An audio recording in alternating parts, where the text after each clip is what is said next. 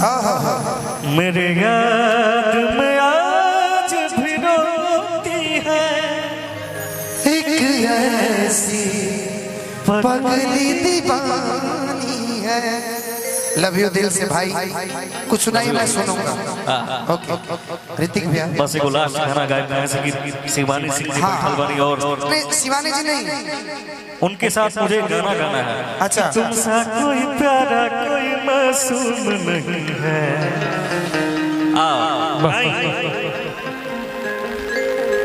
सी लगा दीजिए तो भैया यहाँ के साथ एगो हमके गीत गावेगा गाना दियो।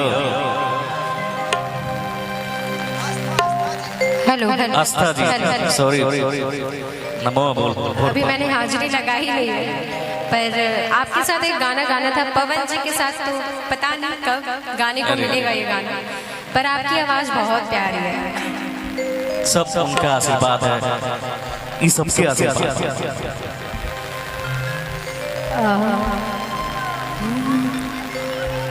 कि हम देखिले रोजे हे गौर से अरौर चौकर चलता के और से। तिवारी जी कि रोज करते हैं क्या सब मुझे है पता, आप ही बोलिए क्या ये बात सही है। हम कुछ नहीं करेंगे, रियल बात बताएं कि एगो तू ही बड़ो रही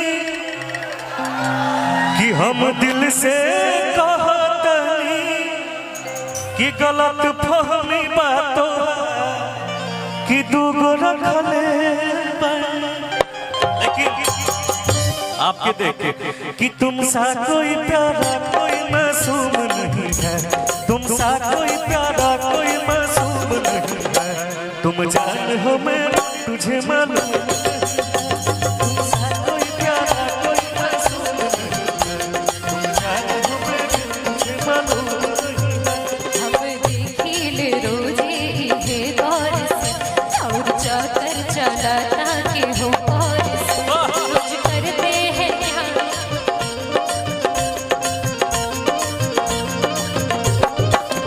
हम देखिले रोजे हे गौर से और चौकर चलता के हो और से रोज करते हैं क्या सब मुझे है पता, आप ही बोलिए क्या ये बात सही है।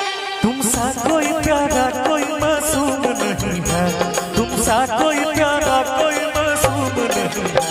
तुम जान हो मेरी तुझे मालूम नहीं है।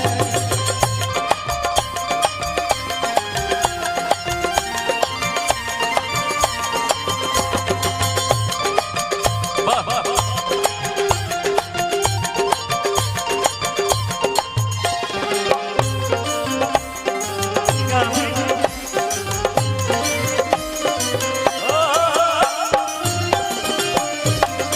तुमसे कुर्बान मेरी जान मेरी जान।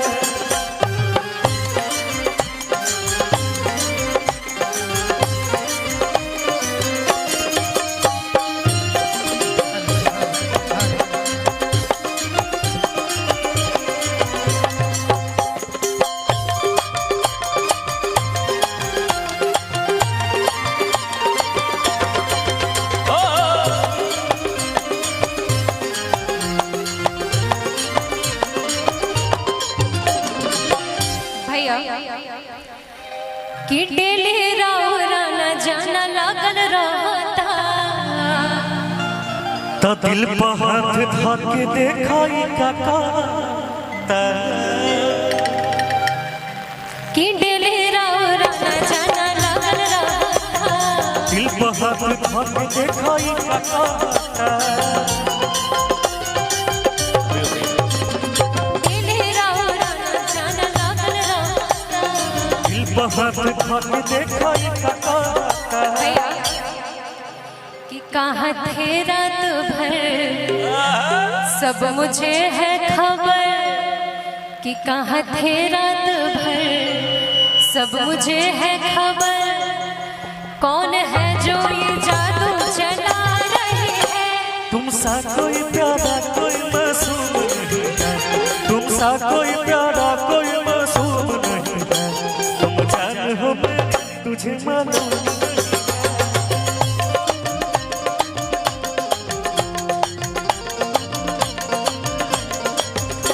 तुमसा कोई प्यारा कोई मासूम नहीं है, तुम जान हो मैंने तुझे मालूम नहीं है।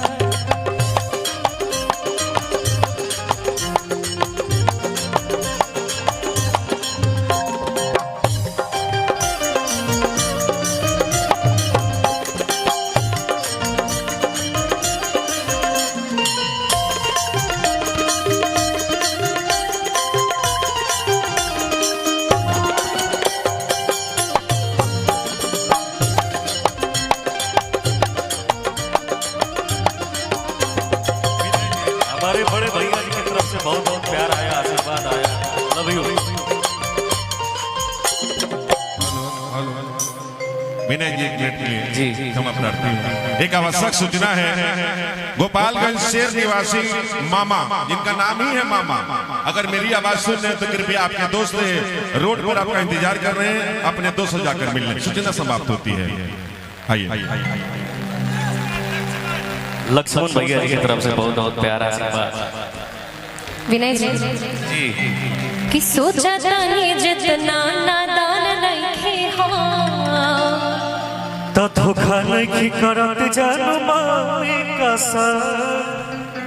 कि सोचा तानी जितना नादान नइखे हो, धोखा नहीं करत जानू मामी कसम। सोचा तानी जितना नादान नइखे हो, धोखा नहीं करत जानू मामी कसम। कि कैसे करे विश्वास कि रोशन हो बदमाश पवन विनय जिसका था डर हमको बात वही है। तुमसा कोई प्यारा कोई मासूम नहीं है, तुमसा कोई प्यारा कोई मासूम नहीं है, तुम जान हो मैंने तुझे मालूम।